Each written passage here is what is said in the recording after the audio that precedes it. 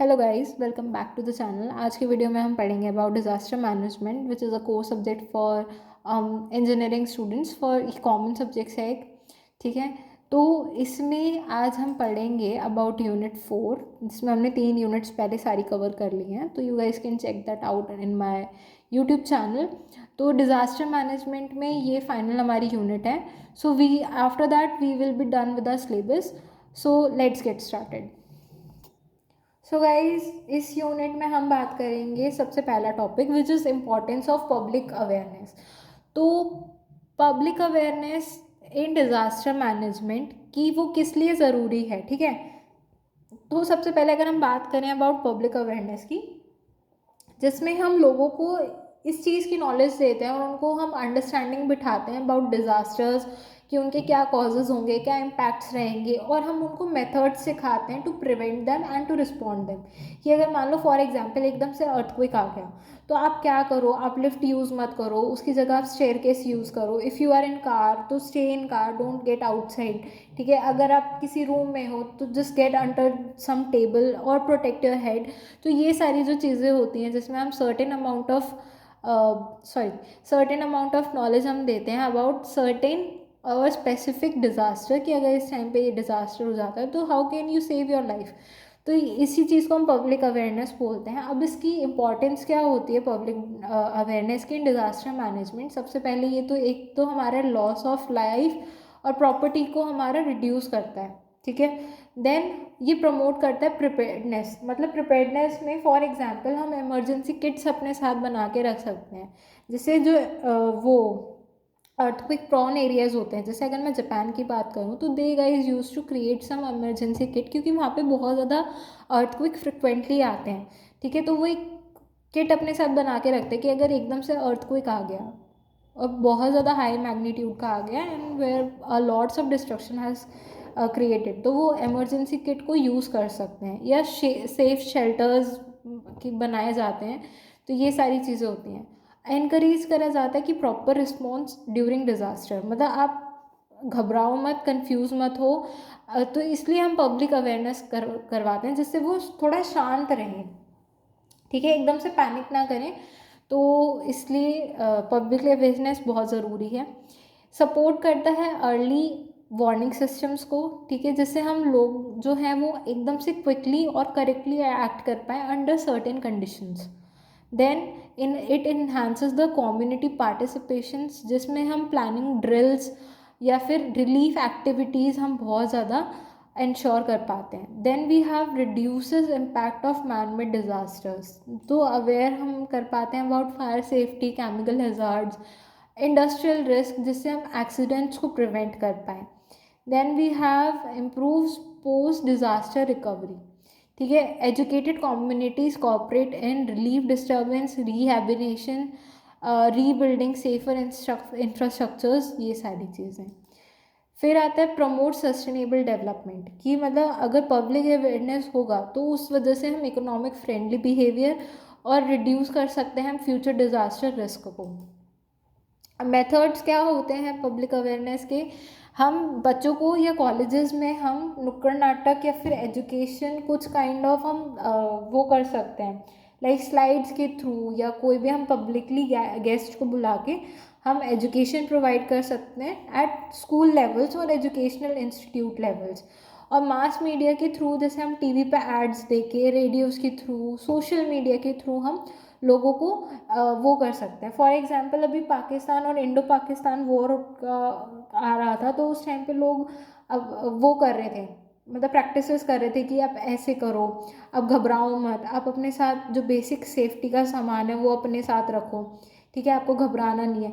तो वो सारी चीज़ें होती थी उस टाइम पे, दैट वाज पब्लिक अवेयरनेस। ठीक है, वहीं पे मॉक ड्रिल्स या फिर ट्रेनिंग प्रोग्राम्स, या फिर अगर मैं अभी बात करूँ जो एनसीआर में अभी हम देख रहे हैं कि बहुत ज़्यादा इस टाइम पे पॉल्यूशन हमें देखने को मिल रहा है, तो हम पॉल्यूशन से बचने के लिए हम क्या कर सकते हैं? तो आपको एक सर्टेन वो दिया जाता है कि भाई इस कुछ गवर्नमेंट अपनी साइड से कुछ रूल्स निकाल देते हैं, या हम अपनी साइड से क्या कर सकते हैं, we can use to cover our faces, या अपने अब जो भी ये सेंसरी ऑर्गन्स है, जैसे आपका नोज़ और माउथ हो गया, आप इनको कवर करके बाहर जा सकते हो।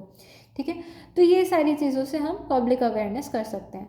अब गवर्नमेंट और एनजीओज़ का क्या रोल रहता है इसमें कि वो ऑर्गेनाइज कर सकते हैं अवेयरनेस कैंपेन्स को, कम्युनिटी ट्रेनिंग प्रोग्राम्स वो करवा सकते हैं। They can also do disaster preparedness education, capacity building at local levels. तो ये सारी चीज़ों से वो पब्लिक अवेयरनेस कर सकते हैं। Then we have preparedness and execution of emergency management program. So what is this? This is short form होती है इसकी EMP, which is emergency management programme, जिसमें हम एक सिस्टमैटिक प्लान लेके चलते हैं to prevent, respond to and recover from emergencies और डिजास्टर्स। तो इसमें क्विक, कोऑर्डिनेटेड और इफेक्टिव हम एक्शन लेते हैं जिससे हम loss of life and property को मिनिमाइज कर पाएँ। तो preparedness of emergency management programme में क्या रहता है, सबसे पहले आप हैज़ार्ड आइडेंटिफिकेशन और रिस्क असेसमेंट कर सकते हो, जिसमें हम पॉसिबल हैज़ार्ड्स को आइडेंटिफाई करते हैं, for example flood, earthquakes, fires, industrial accidents etcetera. Assess risk based on the probability, intensity and vulnerability. और हम मैप कर सकते हैं हाई रिस्क जोन्स को और वल्नरेबल पॉपुलेशन को। ठीक है, तो ये सारी चीज़ें रहती हैं। Then we can plan and policy framework. अब इसमें आपको क्या रहता है कि जिस टाइप की चांसेस हैं प्रॉब्लम होने के या हज़ार्ड के, तो उसके अकॉर्डिंग हम डेवलपमेंट या प्लानिंग प्रोग्राम्स बना सकते हैं, जिसमें हम सबसे पहले इमरजेंसी प्लान्स बना सकते हैं at national, state, district and local levels.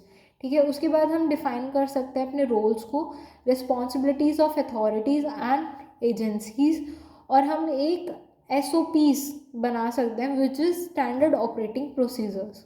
Okay, then we have resource identification and allocation. तो इसमें रिसोर्सेज जो हैं हमारे, उनको हम आइडेंटिफाई कर सकते हैं, such as man power, equipments, medical facilities, transportation and communication systems, और इंश्योर कर सकते हैं अवेलेबिलिटी ऑफ इमरजेंसी सप्लाईज। ठीक है, then we have early warning and communication system. तो हम एक इस्टेब्लिश कर सकते हैं अपने अर्ली वार्निंग सिस्टम्स को, डेवलप कर सकते हैं रिलायबल कम्युनिकेशन नेटवर्क्स को, इंश्योर कर सकते हैं हम इंफॉर्मेशन ये हम इंश्योर कर सकते हैं कि जो भी हमारी इंफॉर्मेशन है वो हमारी पब्लिक तक जल्दी से जल्दी पहुँचे। ऐसे मीडियम्स का आप यूज़ करिए जिससे जो हमें इंफॉर्मेशन पहुँचानी है उसको हम जल्दी से जल्दी अपनी रिक्वायर्ड पब्लिक तक पहुँचा सकें। ठीक है, then we have training and capability building, जिसमें हम training of emergency responders, mock drills, simulation, public awareness and community training, ये सारी हम कर पाएँ। देन वी हैव कोऑर्डिनेशन और नेटवर्किंग। अब कोऑर्डिनेशन हम किस किस चीज़ के बीच में देखेंगे, सबसे पहले गवर्नमेंट डिपार्टमेंट्स के बीच में हम कोऑर्डिनेशन देखते हैं, NGOs के बीच में हम कोऑर्डिनेशन देखते हैं, police, fire and health services के बीच में भी हमें कोऑर्डिनेशन चाहिए, सो दैट कि वो चीज़ें आपस में भी कम्युनिकेट कर पाएँ और प्रॉपरली कोऑर्डिनेटेड हो, सो दैट कि जो भी अफेक्टेड एरियाज़ अगर हो सकते हैं तो हम वहाँ पे जल्दी से जल्दी हम सारी चीज़ें जो भी हम हेल्प पहुँचा सकते हैं उस टाइम पे वो हम कर सकें। सो एग्जीक्यूशन में आता है कि आप एग्जीक्यूट कर कैसे रहे हो। अब सारी प्लानिंग तो हो गई, अब उस चीज़ को हम एग्जीक्यूट कैसे करेंगे। सो सबसे पहले एक्टिवेशन ऑफ इमरजेंसी प्लान। जो भी हमने प्लान बनाया है हम उसको इमीडिएटली एक्टिवेट कर देंगे आफ्टर वार्निंग या अकरेंस। मतलब कि अगर हमें लगा कि जैसे ना फॉर एग्जांपल जब वो होती हैं कोई भी नेशनल गैदरिंग्स होती हैं, ठीक है, जहाँ पे PMs होते हैं, तो उनके आसपास ना पूरी मतलब फोर्सेस रेडी रहती हैं कि जैसे ही अगर उनको कोई भी इमीडिएट ऐसा लगा कि यहाँ पे अटैक होने के चांसेस हैं या वार्निंग या अकरेंस होती है, तो वो एकदम से इमीडिएटली एक्टिवेट हो जाते हैं। तो इसके लिए हम EOCs को सेटअप करते हैं, which is emergency operation centres. Then we have emergency response operators. तो ये क्या होता है, this is search and rescue operations, evaluation of affected people and medical aids and first aid services, firefighting and hazards controls। तो ये सारी चीज़ हम लेके चलते हैं। Then we have relief and support service, जिसमें हम सेटअप करते हैं रिलीफ कैंप्स को, distribution of food, water and shelter, अगर मान लो कोई भी प्रॉब्लम हो जाती है तो what kind of relief and support that we can provide, psychological support to the victims. Okay, then we have coordination and command. तो इसमें कॉन्टिन्यूस कोऑर्डिनेशन रहेगा among the agencies, proper communication और डिसीजन मेकिंग रहेगी.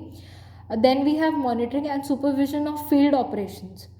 Damage assessments में रहता है कि assessment of loss of life and property, infrastructure damage evaluation, data collection for rehabilitation planning. मतलब जैसे जिन लोगों के किसी भी डिज़ास्टर के टाइम पे किसी इंसान का फॉर एग्जांपल घर लॉस हो गया तो उसके लिए हम डेटा कलेक्ट कर सकते हैं फॉर रिहैबिलिटेशन. ठीक है. फिर रिकवरी एंड रिहैबिटेशन में हमारे पास रहता है रिस्टोरिंग ऑफ बेसिक सर्विसेज, जिसमें हम water, power and transport provide कर सकते हैं. Building of houses and infrastructure, long term rehabilitation and livelihood support, ये हम सारा प्रोवाइड कर सकते हैं. We can also provide the review and improvement, जिसमें हम पोस्ट डिज़ास्टर इवैल्यूएशन हम प्रोवाइड कर सकते हैं. हम गैप्स और वीकनेसेस को आइडेंटिफाई कर सकते हैं और हम अपडेट कर सकते हैं अपने इमरजेंसी प्लान्स और प्रोसीजर्स को. तो नेक्स्ट है हमारे पास scope of national institute of disaster management and national disaster authority in India. ठीक है. तो हमारा ना एक वो है, there are two authorities which are nationally responsible for disaster management. तो इसमें एक तो आता है हमारा national institute of disaster management and disaster management authority which is NDMA. तो इनका क्या होता है, this is a apex body जो कि सबसे पहले किसने स्टैब्लिश करी थी. This was establish in 2005 and is chair by the prime minister of India. Okay, so chairperson is the prime minister of India. Then we have scope. इसका ये रहता है कि एक तो नेशनल लेवल पे पॉलिसी मेकिंग और प्लानिंग होती है. ओवरऑल कोऑर्डिनेशन को ये देखते हैं. They also focus on prevention, mitigation, preparedness, responsibility and recovery for after during and before the disaster is occurring. ठीक है. तो वो सारा चीज़ लेके चलते हैं. Then it also applies to all kind of disasters. मतलब अभी तक हमने जितने भी टाइप ऑफ डिज़ास्टर पढ़े, चाहे वो नेचुरल हो चाहे मैन मेड हो, these the things that are made, the policies that are made, that are applicable on all type of disasters. So इनकी रिस्पॉन्सिबिलिटीज़ क्या रहती हैं. सबसे पहले policies and guidelines formation. They use to form some kind of rules and regulations that need to be followed by the whole government और the whole population, so that कि हम अपना डिज़ास्टर से प्रिवेंशन कर पाएँ. Then there is a disaster management plan. They use to prepare a plan that needs to be follows, और वो time to time वो प्रिपेयर होता है and that gets updated too. ठीक है. फिर एक कोऑर्डिनेशन होता है with the stakeholders. Mitigation और प्रिपेयर्डनेस कि हम जिससे हम रिस्क रिडक्शन कर सकें. कैपेबिलिटी बिल्डिंग जिसमें हम ट्रेनिंग, अवेयरनेस प्रोग्राम्स या हम जितने भी हमारी कम्युनिटी है we use to strengthen them. ठीक है. मॉनिटरिंग एंड इवैल्यूएशन जिसमें monitoring, implementation of disaster plans, ये सारी चीज़ें हम देखते हैं. नेक्स्ट है हमारे पास national institute of disaster management. So it is kind of a research institute under the home ministry of affairs. तो इसका स्कोप ये रहता है कि कैपेबिलिटी बिल्डिंग और ट्रेनिंग करवाते हैं. They use to do the research and the documentation part. फिर knowledge dissemination, then human resource development in disaster management. तो इनकी जो रिस्पॉन्सिबिलिटी रहती है, since it is a institution, the main thing is to provide the training and education to the people to so that कि सारी चीज़ें हमारी plan के हिसाब से हों. फिर हमारे पास रहता है research and studies. There is a documentation and knowledge management also.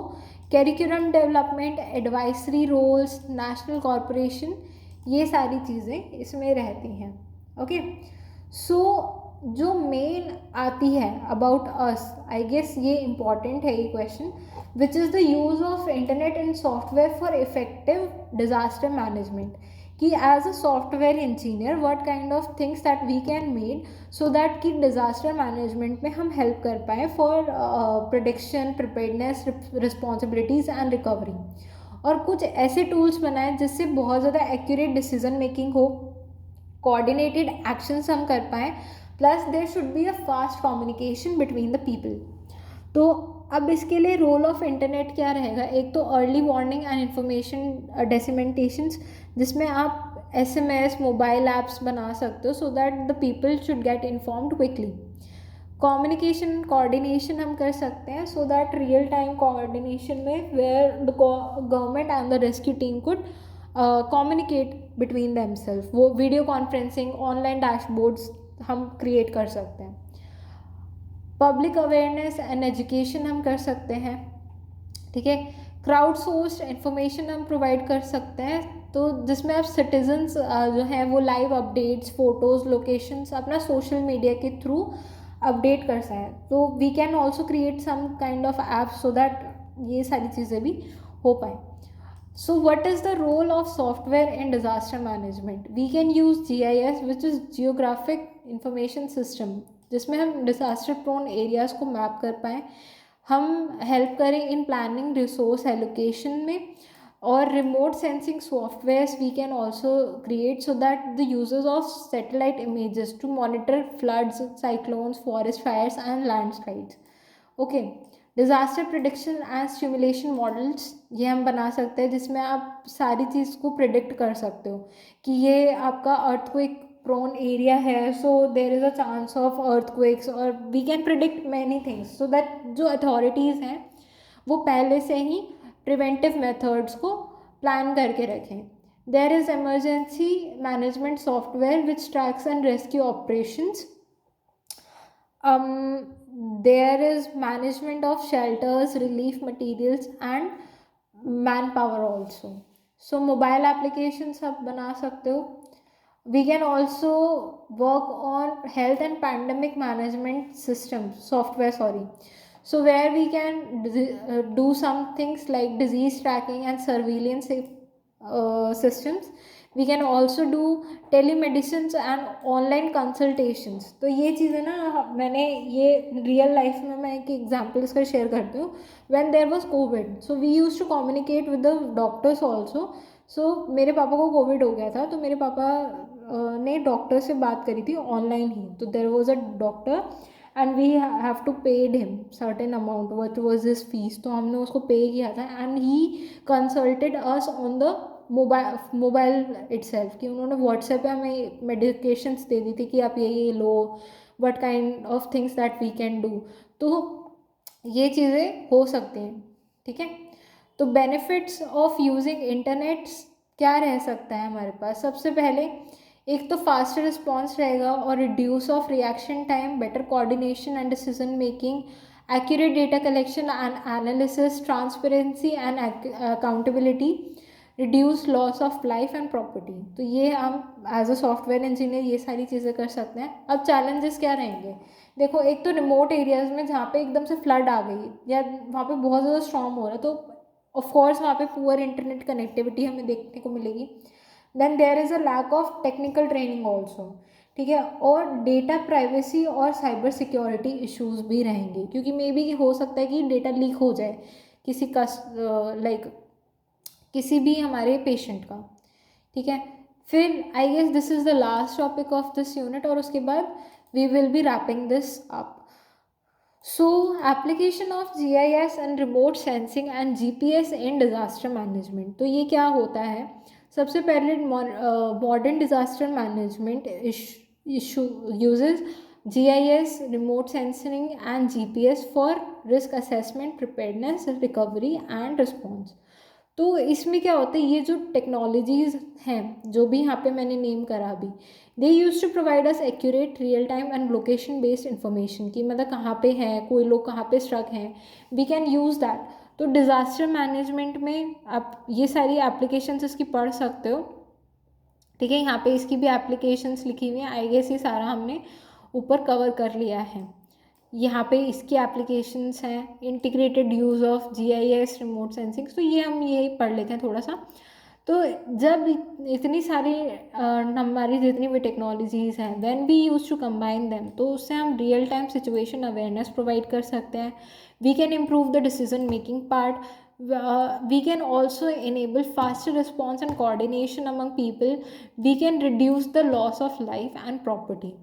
और लास्ट में फिर एडवांटेजेस आते हैं कि हाई एक्यूरेसी और रिलायबिलिटी इसमें रहता है.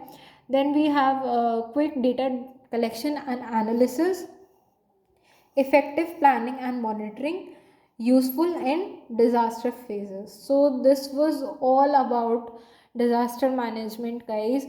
I hope आपको वीडियो बहुत ज़्यादा इन्फॉर्मेटिव लगा होगा. अगर वीडियो अच्छा लगा है, कोई भी पार्ट अच्छा लगा हो, तो please let me know in the comment section. And guys thanks for watching.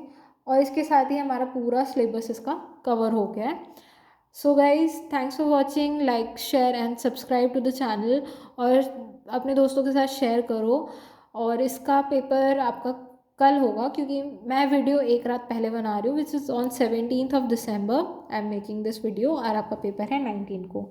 So guys all the best and thanks for watching guys.